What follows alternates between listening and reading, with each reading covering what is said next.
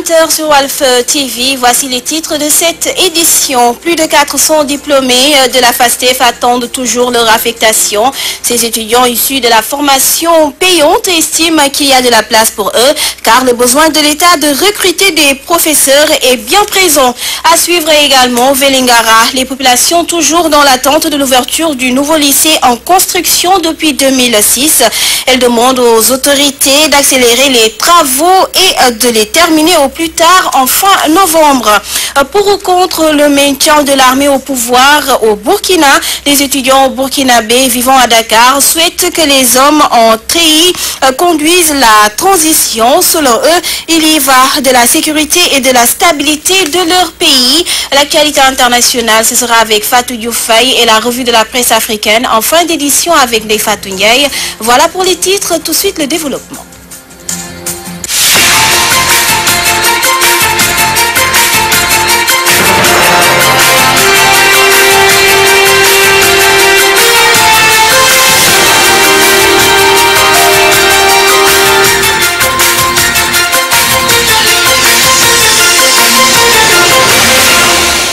Mesdames et messieurs, bonsoir et bienvenue à la principale édition du soir que nous ouvrons par les étudiants de la promotion 2012-2013 issus de la formation payante de la FASTEF qui réclament leur affectation.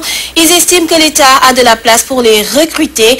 Face à la presse mardi, il faut noter qu'ils ont suspendu leur mot d'ordre de grève à cause des promesses de l'État qui jusqu'ici tardent à être effectives. Toutefois, ils comptent aller jusqu'au bout pour obtenir gain de cause. Un compte rendu de Germaine Diouf. Ils sont au nombre de 447 à réclamer leur affectation. Ces étudiants, issus de la formation payante à la FASTEF, soutiennent que le besoin de l'État de recruter des professeurs est bien présent. Après les audits, l'État nous aurait dit qu'il y a plus de 1000 postes. Au moment où nous vous parlons, il y a un appel à candidature pour la vacation. Cela veut dire qu'il y a de la place pour nous. Parce qu'ils nous auraient dit que cette année, ils vont construire des CM et lycées. Nous nous posons la question à savoir si on ne nous recrute pas, qui va enseigner dans ces CM et lycées.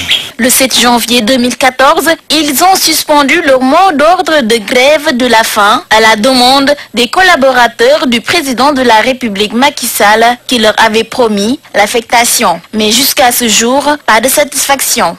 Nous avons suspendu notre mot d'ordre de grève à la demande des collaborateurs du président de la République qui, suite au conseil du ministre du 9 janvier 2014, avait pris l'engagement de nous recruter tous. Il est vrai que certains de nos camarades sont déjà recrutés, il n'en demeure pas moins que d'autres qui ont subi la même formation sont toujours laissés en rade. Ces étudiants comptent user d'autres stratégies pour obtenir gain de cause. Nous avons décidé et nous sommes dit que nous n'allons pas accepter d'être les agneaux du sacrifice. Les jours à venir, nous allons monter notre lutte d'un cran. En quoi faisant?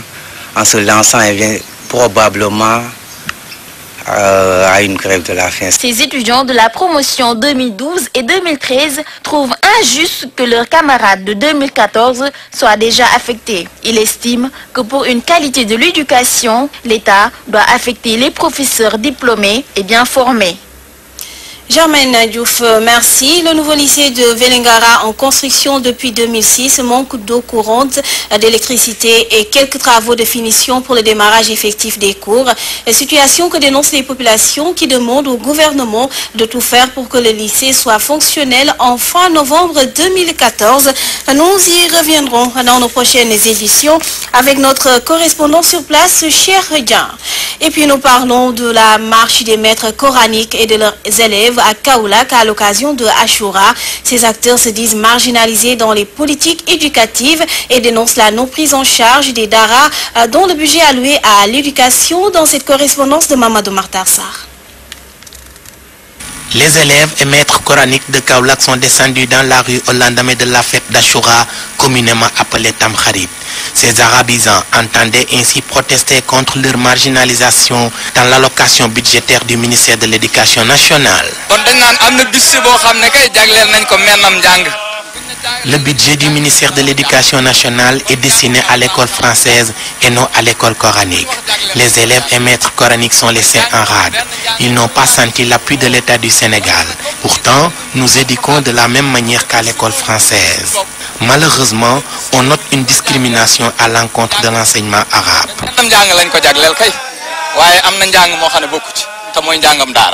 Il dénonce par ailleurs la non-prise en charge des élèves par le ministère de tutelle, ce qui oblige ces derniers à s'adonner à la pratique de la mendicité.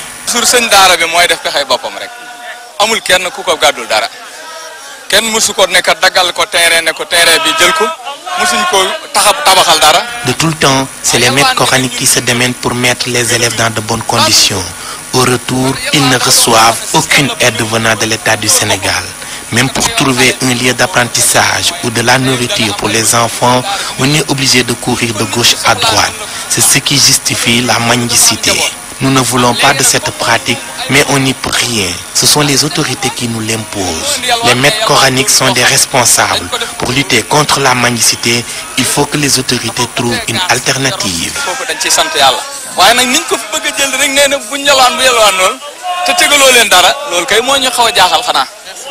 Kaoulak, Mamadou Makhtar Sarr pour la radio-télévision Walfadjri. Mamadou Makhtar Sarr, le nouvel an musulman fêté dans ses anciennes pratiques au lendemain de Ashura, des coutumes dont certaines remontent à l'époque du prophète, une tradition qui pousse la culture musulmane jusqu'aux frontières du fétichisme dans certains foyers de haute réputation culturelle, nous dit Maman Tanour. Lendemain de la fête de Ashura, nuit sacrée remplie de bienfaits. Cet islamologue, venu se recueillir au cimetière de Yarakh, revient sur les recommandations de l'islam.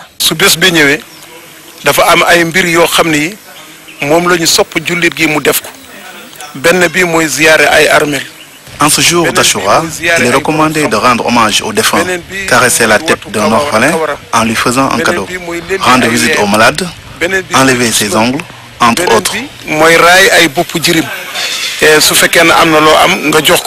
Ces fidèles n'ont pas dérogé à la règle. En plus du recueillement au cimetière, ils ont aussi jeûné. Je ne venais pas au cimetière auparavant, mais maintenant, je viens à chaque lendemain de Ashura. C'est la première fois que je viens pour sortir les zamzam ak miska kaaba ba nga xamni man mako jëlé ci yonent bi mako jëlé Médine. Nous venons nettoyer leurs tombes, les arroser avec du zamzam et faire des prières pour eux.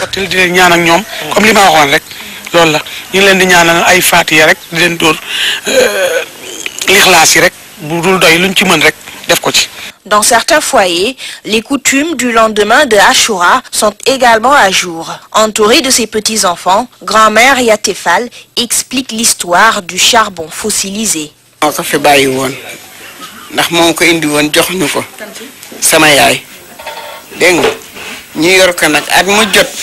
C'est ma mère qui avait cette houille et l'a bien conservée.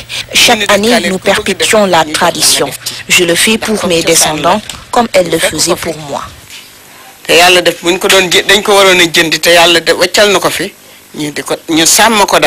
S'entourer les yeux de houille, faire des prières, rendre hommage aux défunts, entre autres, sont des recommandations de la Tamkharit.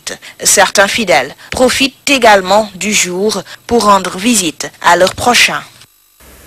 Maman Tandour, nous restons toujours avec la célébration de Ashura. Une bonne partie de la communauté chrétienne n'était pas en reste, dans la mesure où ils ont reçu plein de repas et de leurs voisins. Ces chrétiens interpellés se réjouissent de cette actualité et prônent le dialogue islamo-chrétien dans ce reportage de Mami Khadignard. Apollinaire Basse et Germaine Dagba, membres des familles chrétiennes, soutiennent avoir dégusté du couscous à l'occasion de la fête de l'Ashura grâce à une bonne communion entre voisins musulmans. On a mangé beaucoup de couscous même, et la tradition a voulu que dans notre famille, il y a un côté chrétien et un côté musulman. Voilà, le nisab de pobol, comme le Kogaï dit, de pobol. Oui, oui. Quand il y a Tamkharit, on reçoit plein de tchéré à la maison. Et c'est l'année dernière que j'ai vraiment commencé à manger du tchéré. Ça m'a tellement plu et à l'heure du goûter, j'ai essayé encore de terminer le reste. Et vous êtes venu me tomber dessus. Raison pour laquelle il prône le renforcement du dialogue islamo-chrétien. Au Sénégal, tu vas jusqu'en Casamance même, hein, il y a un cimetière où on enterre musulmans et chrétiens ensemble. Hein. Je pense que même à Joal ou dans les villages reculés, il n'y a pas de problème. Hein. Dans le quartier ici, à Rebos, on a une chapelle, il y a la cathédrale qui est là, mais par rapport aux musulmans, moi je ne crois pas on n'a pas de problème à ce niveau. Dans cette lancée, Germaine Dagba déplore la situation difficile que vivent les chrétiens en période de Ramadan. Pendant le Ramadan, c'est pas facile. C'est pas facile. Il faut se lever tôt aussi pour acheter son pain, si on veut vraiment manger que ça. Hein. Il y a plein de restaurants qui ferment. C'est le soir qu'ils préparent, donc c'est un peu difficile. Au Sénégal, musulmans et chrétiens vivent en parfaite harmonie. La fête de l'Achoura célébrée ce lundi en est une parfaite illustration. Mami Khadignard, autre aspect de l'actualité, licenciement de Saliou Ndiaye au lendemain du congrès qu'il a porté à la tête de l'Union des travailleurs de l'électricité affiliés à la CNTS. Ses collègues de Touba qui parlent de licenciement abusif exigent sa réintégration dans les plus brefs délais. Ils demandent également au Khalif de Touba de réagir. Mafoudji Ndiaye, porte-parole des agents de la Sénélec de Touba, s'entretient avec Léopold Tamba. Nous sommes membres de l'Union des travailleurs de l'électricité du Sénégal affiliés à la CNTS.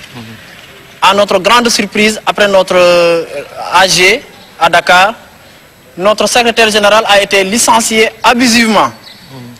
C'est ce que nous dénonçons maintenant. Et nous lançons un appel à monsieur le président de la République qui est là pour offrir de l'emploi à sa jeunesse, pour que notre camarade monsieur Saliou Ndiaye soit rétabli dans ses droits et que nos problèmes soient réglés dans les plus brefs délais. Sinon, nous allons passer à la vitesse supérieure. Il y a le Magal de Touba qui approche. Nous ne voulons pas paralyser le système à cause de ce même Magal, parce que ça serait un acte de sabotage vu par les autorités religieuses. Alors nous les interpellons, parce que aussi, ce sont des régulateurs sociaux. Ils peuvent appeler le président pour qu'il prenne les dispositions nécessaires et qu'il règle nos problèmes dans les plus brefs délais. Sinon, nous allons passer à la vitesse supérieure. Direction Diaroumbe, une localité située dans la région de Sédhiou qui juge dérisoire l'enveloppe d'1 500 000 de fonds de dotation destinés à la santé. Pour une localité qui compte 2 postes de santé, ce montant ne saurait couvrir l'essentiel des besoins. Une correspondance de Lamine Bayo. L'acte 3 de la décentralisation et révolution dans la gestion des collectivités locales, mais entre les idées et la réalité un fossé. C'est le cas dans la commune rurale de Diaroumé, où les fonds mis à la disposition de cette collectivité locale semblent insuffisants face aux défis comme en santé. Je trouve que l'enveloppe est vraiment insuffisante, n'est-ce pas? Parce que pour deux postes de santé, 2 cas de santé, dans la commune de Diaroumé, une enveloppe de 2 500 000, je trouve que c'est vraiment insuffisant, compte tenu, n'est-ce pas, du programme de la couverture de la maladie universelle. Donc, ce qui creuve est en réalité le budget des comités de... Sur un autre registre, la contribution attendue des collectivités locales pour la réalisation des routes dans le cadre des pistes de production communautaire est une difficulté de taille. Et qui est très minime, n'est-ce pas, par rapport à l'enveloppe que nous devrons, à la somme que nous devrons donner pour la contrepartie. Parce que la contrepartie, le coût, c'est 865 millions. Donc, quand tu prends les 5%, ça fait à peu près 42 millions. Et nous, on n'a pas de ressources additionnelles, on a toujours des problèmes, n'est-ce pas, de mobiliser ces ressources. Nous, on se contente, n'est-ce pas, des 5 millions, n'est-ce pas, qui constituent Ce cri du cœur de Djaromé est semblable aux autres car la couverture maladie universelle qui garantit la gratuité des soins à une certaine couche de la population complique la situation, surtout la mise à la disposition de ces dits fonds destinés à couvrir les prestations en santé. Ces postes ont du mal à faire la jonction compte tenu de la faiblesse des revenus. Sidiou, Walfadjri Radio TV, Lamine Bayo. Lamine Bayo, après Djaromé, cap sur Kandjola, où les habitants déplorent le manque de matériel agricole et le retard noté sur les dotations des semences. Ces derniers font savoir qu'ils n'ont pas de forage ni d'hôpitaux, encore moins de routes praticables. Ils interpellent les autorités. Je vous propose de suivre Boubacar Diallo, le porte-parole des habitants de Kandjolé. C'est pas quelque chose de facile. Donc la population demande à l'autorité qu'il nous fasse des engrais, des semences et des semences périodiques parce que l'arachide a une période. Et il y a d'autres semences pour les cultures maraîchères. Il faut qu'il nous fasse ça. Le village n'a pas de forage. Le village n'a pas de forage. Il faut que le président et son gouvernement fasse quelque chose sur le forage. Et il n'y a pas d'hôpital. La route n'est pas tout à fait praticable. La route est impraticable. Donc il faut que vraiment le président mette ses pieds sur la construction de la route latérite qui joint le village de Kandjalon à la race nationale numéro 4. On voit ça vraiment, si vraiment le tout nouveau président de la République, M. Macky Sall, pour nous rendre service sur ça, vraiment, la population sera... À l'instant, Boubacar Diallo, porte-parole des populations de Kandjalo. Et nous parlons de la crise qui secoue le pays des hommes intègres, qui ne laisse pas indifférents les étudiants burkinabés vivant à Dakar. Ces derniers qui se réjouissent de la chute de Blaise Compaoré invitent l'armée à conduire la transition démocratique. Amadou Limbaye est allé à leur rencontre. Les étudiants burkinabés vivant à Dakar se réjouissent de la chute de Blaise Compaoré. C'est une très bonne chose que cela puisse arriver. On en avait marre du régime de Blaise Compaoré parce que 27 ans au pouvoir, c'est pas du tout bon. Pour un pays qui se proclame démocratique, je pense que 27 ans au pouvoir, c'est trop. Les gens avaient accumulé beaucoup de malaise relativement à plein d'événements qui se sont déroulés depuis que ce régime-là est là. Mais quand même, nous avons un soulagement du fait que ce monsieur-là a enfin libéré notre pays. Ils exhortent leurs compatriotes restés au pays de laisser l'armée conduire la transition. Ce qui prime actuellement, c'est notre sécurité. Ce qui prime, c'est que l'on écoute le choix du peuple burkinabé. Et si, par accord avec les différentes composantes de la couche du peuple burkinabé, on accepte que les militaires dirigent, que tout le monde nous laisse exprimer notre choix. Parmi ces civils qui pourraient se proclamer capables de diriger le pays là, il n'y a que les anciens ministres de Blaise. Et moi, selon moi, mon avis, il faudrait laisser ça aux civils, à l'armée. Sur la chute de Blaise Compaoré, les étudiants d'autres nationalités invitent les chefs de l'État du continent à tirer les leçons de ce qui est arrivé à Compaoré. À partir de ce moment que Blaise a quitté le pouvoir de cette manière, tous ces États africains, même pas africains, doivent quand même tirer les leçons de la situation qui est arrivée aujourd'hui au Burkina. Bon, maintenant, le peuple a pris conscience. Maintenant, au Tchad, même là, notre président a au moins 24 ans au pouvoir. Mais c'est une république. Il faut au moins qu'il pense, il faut au moins qu'il tire un peu de leçons par rapport à ce qui s'est passé au Burkina Faso et puis il réfléchit au moins à laisser le pouvoir aux autres. Blaise Compaoré a chuté le 31 octobre après 27 ans de règne sans partage. Maintenant, la question que tout le monde se pose est de savoir quel avenir pour ce pays. Amadou Limbaye, sans transition, nous abordons le round-up de l'actualité internationale dominé en Irak plutôt par Karbala, qui est sous haute surveillance pour la fête chiite de l'Ashura. Et puis au moins 5 chiites tués lors d'une fusillade à l'est de l'Arabie Saoudite. Et enfin aux États-Unis, les élections de mi-mandat périlleuses pour les démocrates. Le récit de Fatou Dioufay.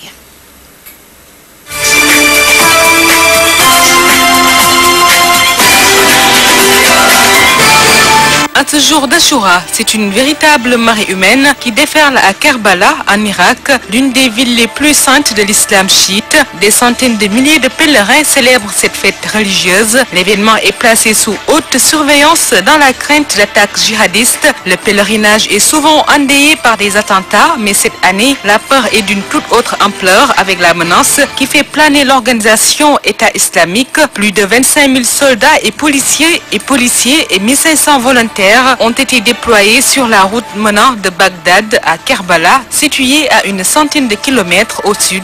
La fête commémore le martyre de l'imam Hussein, petit-fils du prophète Mahomet, paix et salut sur lui. Selon la tradition, il aurait été décapité et son corps mutilé, ce que nombreux fidèles commémorent par des actes d'autoflagellation allant parfois jusqu'au sang.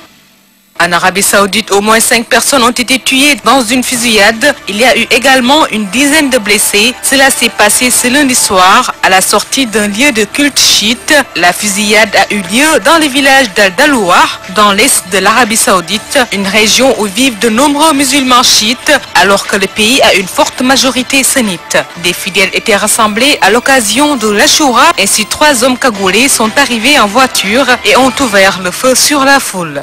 Pour terminer, les Américains aux urnes, les bureaux de vote sont ouverts depuis ce mardi. Les électeurs sont convoqués pour renouveler intégralement la Chambre des représentants. 36 des 100 sièges de sénateurs et de postes de gouverneurs sont également remis en jeu. Ces élections de mi-mandat pourraient coûter cher au camp démocrate. La récente embellie économique n'est pas visible pour les classes moyennes qui pourraient opter pour le vote sanction. Les républicains qui devraient renforcer leur majorité à la Chambre des représentants espère également reprendre le contrôle du Sénat, autrement dit, dominer le Congrès tout entier, ce qui compliquerait la tâche du président pour exercer les 2 années restantes de son mandat à la Maison-Blanche.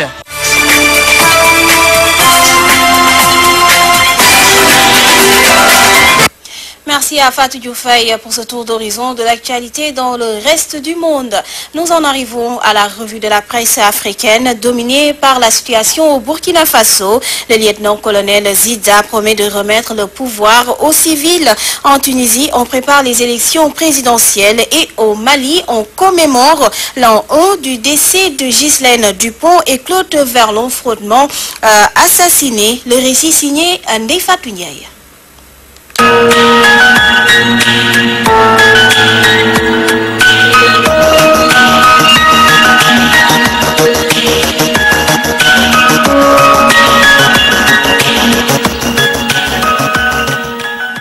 Bienvenue. Après la démission de Blaise Compaoré, le nouvel homme fort du pays des hommes intègres poursuit ses rencontres avec les forces vives de la nation pour une transition apaisée, constate le pays. Ainsi, après sa rencontre 2 jours plus tôt avec l'opposition politique burkinabé, le lieutenant-colonel Isaac Yankoba Zida et sa délégation ont rencontré ce mardi 4 novembre 2014 le Mogo Naba et les leaders religieux, dont le cardinal Philippe Ouedraogo, archevêque de Ouagadougou, confirme Sidouaya. Dans ce cadre, Jeune Afrique nous fait savoir que le colonel Zida a déclaré au roi des Mossi, le Mogonaba, qu'il comptait remettre le pouvoir aux civils, sans pour autant préciser de calendrier. De leur côté, poursuit Jeune Afrique, les leaders de l'opposition ont proposé un plan de sortie de crise et c'est le Conseil constitutionnel qui devrait s'autosaisir pour constater la vacance du pouvoir.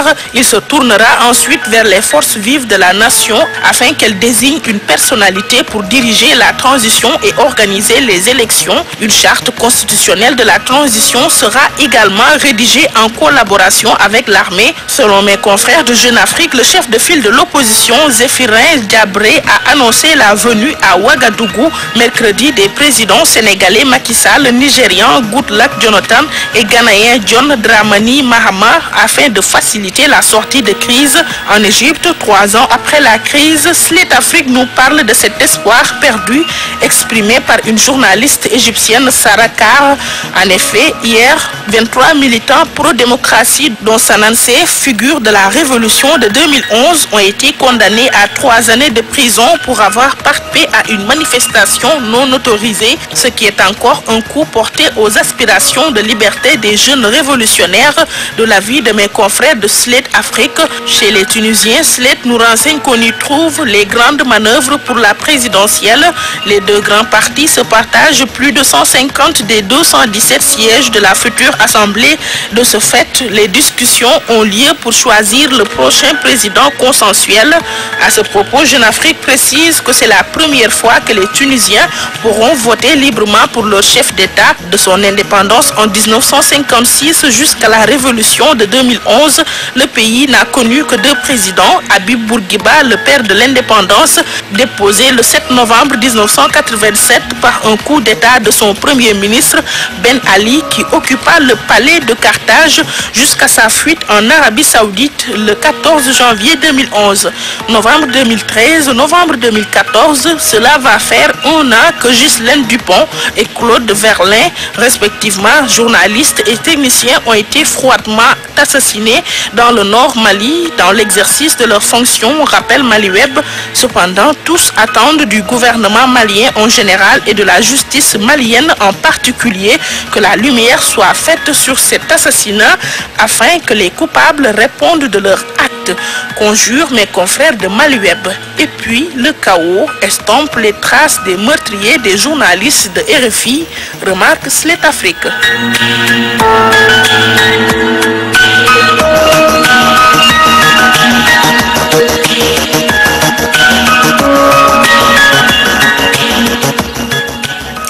Ney Fatou Ndiaye, merci. C'est avec vous que prend fin cette édition. Heureuse de vous l'avoir présenté.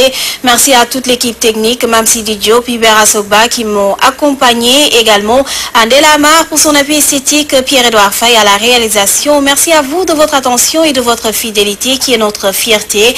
Paix et amour chez vous à 21h. Retrouvez Adiaratou Awodio Punya Diagne dans son émission Werwerle. Je vous souhaite de passer d'excellents moments avec Wolf TV. Au revoir.